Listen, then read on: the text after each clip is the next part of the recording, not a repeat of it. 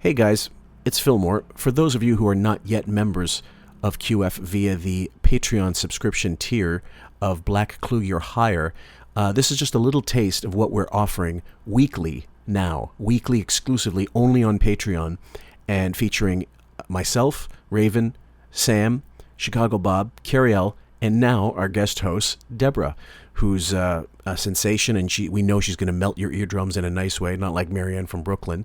And our latest episode, we were 2 episodes deep from the last 2 weeks, and we've got another 3 in the can. So if you're really interested, check us out.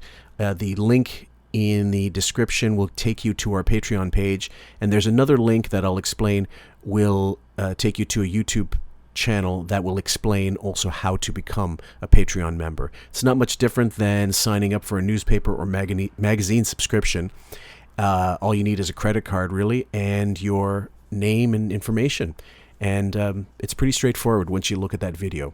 Thanks, guys. Please check us out. And spoils his big to-do about, I'm on the AGT and da-da-da-da. And I remember that show when she announced it, and I actually went to an AGT recording because a friend of mine had tickets. Okay. And it was so embarrassing. And I went with my neighbor Rich and 2 friends of mine, and maybe halfway through, Rich and I left, and we stranded our neighbors. They had to get home somehow from the city. It was so bad, and they made such a big production about when Howard comes down the from not the carpet or whatever, when they come walking down. Sure. You had to clap, you had to smile. Every time a camera was on you, you had to clap and smile and laugh, and then they would do these shots. And it wasn't funny. The acts were so bad. Mm-hmm. And we just had to leave. It was really that brutal.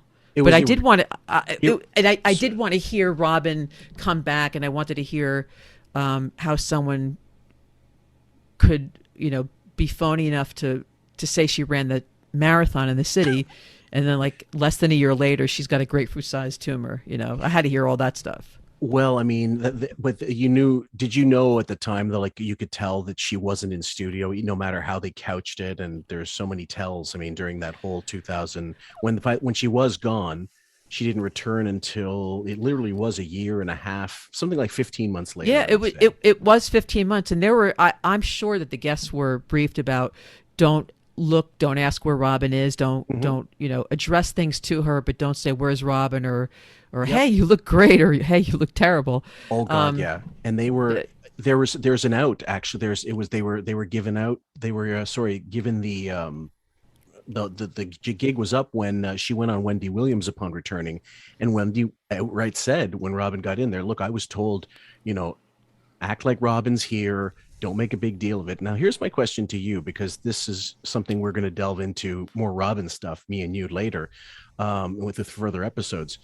Why do you really think they made a big, well, not a very big, not a successful, but an effort to hide the fact that she was not in studio? Do you think it was because, well, I'm not going to be Howard and give you a multiple choice. Why do you think they went about it that way?